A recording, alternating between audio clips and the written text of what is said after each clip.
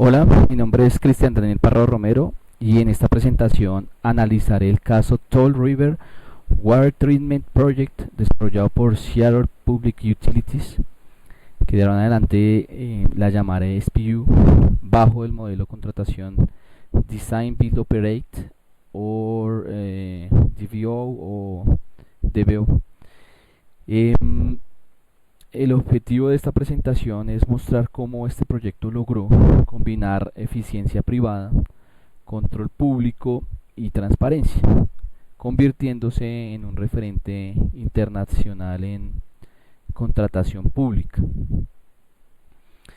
Em, a comienzos de los años 90, Seattle enfrentaba un serio problema de turbidez en el río Tolt, que era su principal fuente de agua. Esto provocaba interrupciones frecuentes en el suministro y amenazaba el cumplimiento de las nuevas normas de calidad impuestas por la EPA. Para resolverlo, la SPU decidió construir una nueva planta de tratamiento, pero bajo un esquema DBO en el que el contratista se encargaba del diseño, la construcción y la operación durante 25 años, mientras la propiedad seguía siendo pública. Los actores principales fueron la SPU como entidad pública y dueña del activo, CDM Philip como el consorcio privado adjudicatario, R.W. Beck and Malcolm Pierney como los consultores encargados del benchmark y del apoyo técnico, y los entes reguladores, el Consejo de Seattle, la EPA y el Departamento de Salud del Estado de Washington. Este entorno institucional equilibró lo público y lo privado desde el diseño del proyecto. El proyecto se desarrolló entre 1993 y el 2000.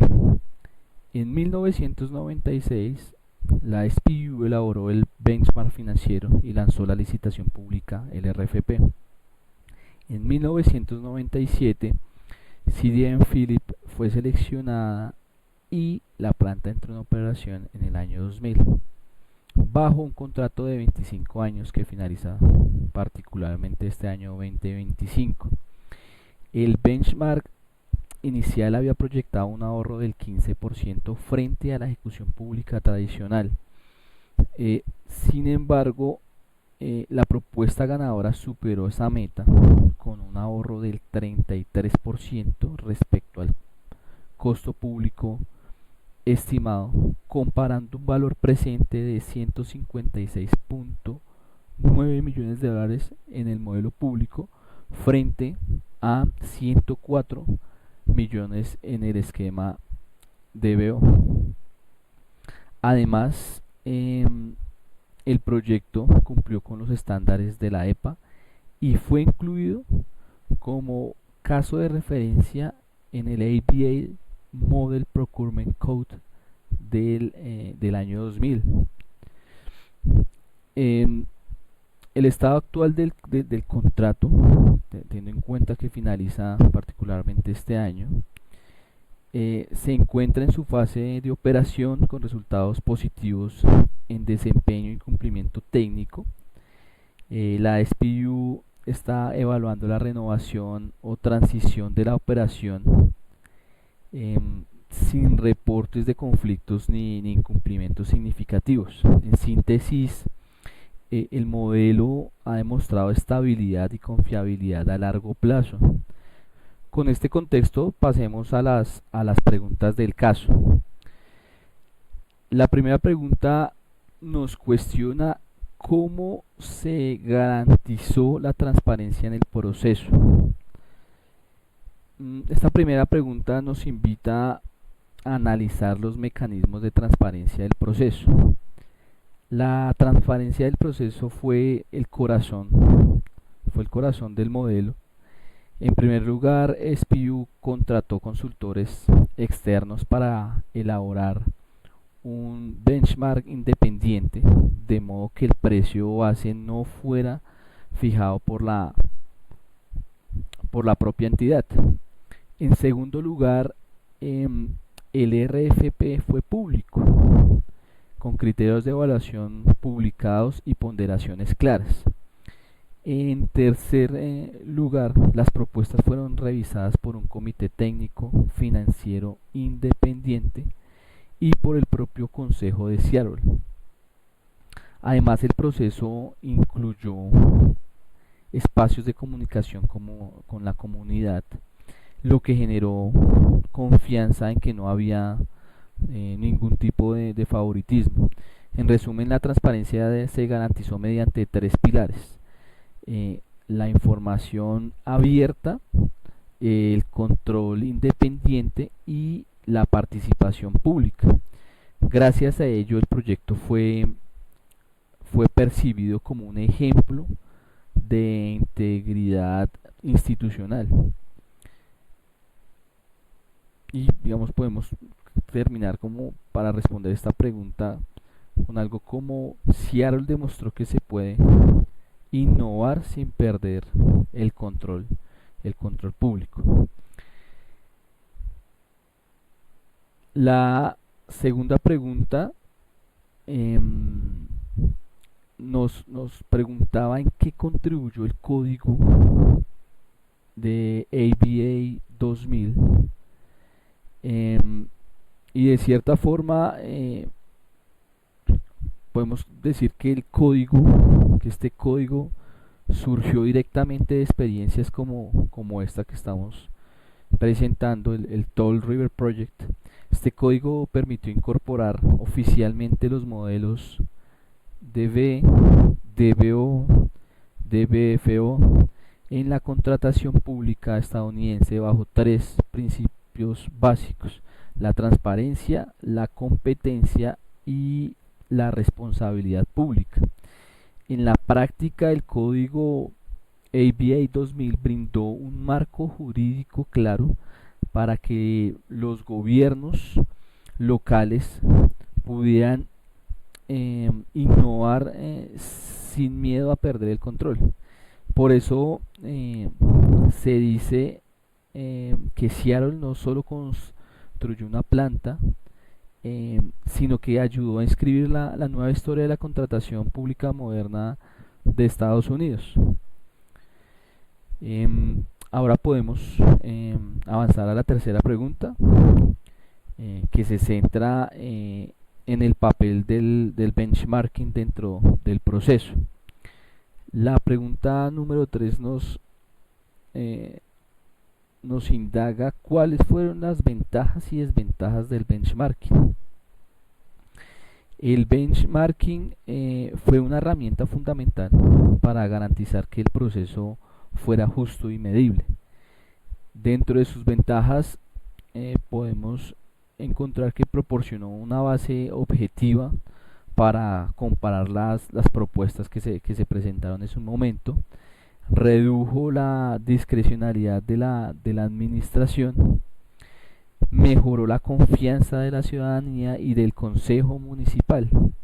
Ahora, por el otro lado, las desventajas que tuvo el benchmark es que requirió recursos y tiempos adicionales y que dependía de supuestos financieros que podían cambiar con el tiempo. Sin embargo, digamos, el costo de este benchmark fue pequeño en comparación con su gran impacto positivo.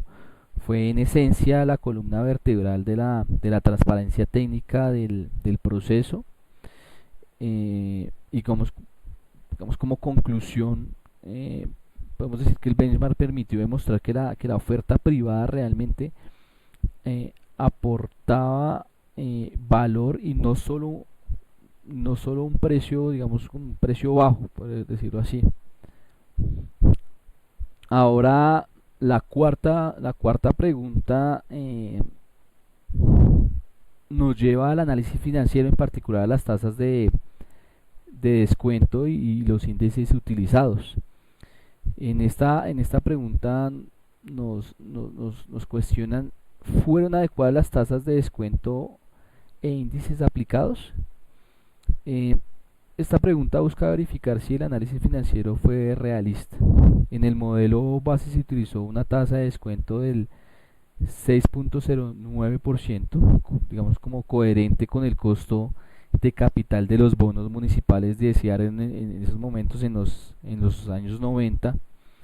Al analizar la sensibilidad, vemos que con una tasa menor, por ejemplo, simulamos con una tasa del 4.09%, el valor presente neto de los costos era de 110.05 millones de dólares. Con la tasa base del 6.09 bajaba a 104.04 y con una tasa más alta del 8.09 descendía a 90.4 millones de dólares. Estos resultados muestran que el proyecto es financieramente robusto. La diferencia entre el benchmark y la propuesta de, del constructor, Siden Philip, se mantiene en todos los escenarios. En conclusión, las tasas y los índices fueron adecuados y realistas, reflejando de cierta forma como una prudencia financiera y consistencia con las políticas de deuda pública de la ciudad de Seattle. Em, con esto podemos pasar a la última y quinta pregunta del caso, relacionado con la gestión del riesgo tecnológico. En esta pregunta nos indagaban cómo se gestionó el riesgo tecnológico y operativo. En un contrato de DBO, el riesgo tecnológico es crítico porque el operador privado debe garantizar la continuidad del servicio. En este caso, el contrato incluyó como varios seguros, varias salvaguardas, dentro de las que estaban las pruebas de desempeño de 14 días al 100% de la capacidad en temas de caudal que se había requerido antes de la aceptación definitiva. Recordemos que el proyecto tuvo una redundancia, que se pensaba en tener un mayor caudal a tratar, porque pues se entendía que la ciudad de Seattle iba en constante crecimiento. Teníamos otras salvaguardas como las penalidades por incumplimiento o fallas de operación, y seguros y los performance bonds para cubrir eventuales daños. Además, la SPVU mantuvo un equipo técnico interno encargado de verificar resultados y auditar los informes del contratista. Gracias a este equilibrio, el riesgo se transfirió parcialmente al privado, pero el control y la supervisión permanecieron públicos, garantizando transparencia y continuidad. Con esto finalizamos las 5 preguntas del caso. A continuación presentaré 2 reflexiones adicionales que amplían y que considero importantes para la presentación del caso.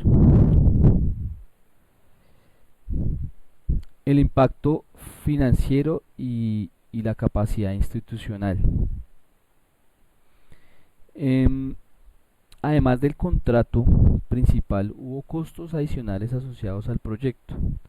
Entre esos están los costos administrativos y de supervisión, que aproximadamente fueron 0.6 millones de dólares. Están los permisos ambientales, que se necesitaron costaron aproximadamente 2 millones de dólares. Adecuaciones de redes de acueducto para conectar este proyecto con las redes existentes de Seattle, que más o menos estuvieron entre 15 y 20 millones de dólares. En conjunto, estos estos incrementos representaron un 20-25% adicional, pero sin afectar el ahorro global del 33%. Em, en definitiva, la eficiencia contractual no eliminó costos, sino que los redistribuyó de forma inteligente, eh, debido a que estos costos no fueron costos directos que impactaron eh, el benchmark, no impactaban la propuesta tampoco del constructor, sino que fueron a través de la SPU que se fueron trabajando y ejecutando. Otro aspecto principal que, que veo en el caso es que el éxito del modelo de BO en Seattle se explica sobre todo por la capacidad institucional de la SPU. La entidad contaba con profesionales técnicos altamente capacitados y creó cargos permanentes como Contracts Manager, o los Water Quality Engineers para el seguimiento del contrato. Además mantuvo auditorías públicas y control operativo continuo. Eh, esto demuestra que los contratos innovadores funcionan solo cuando las instituciones públicas tienen la capacidad para gestionarlo.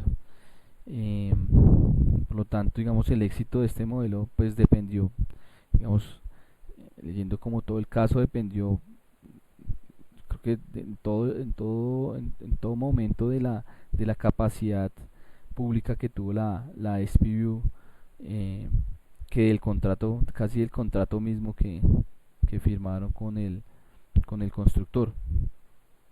Como conclusiones finales, em, el River Water Treatment Project es un ejemplo de equilibrio entre innovación y responsabilidad pública.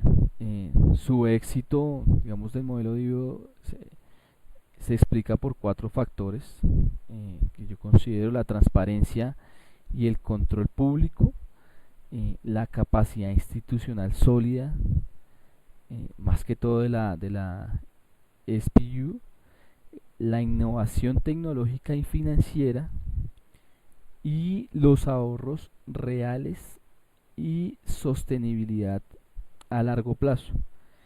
El contrato eh, a su cierre en 2025 da resultados positivos y sin conflictos significativos, confirmando la madurez del modelo de BO. Este caso demuestra que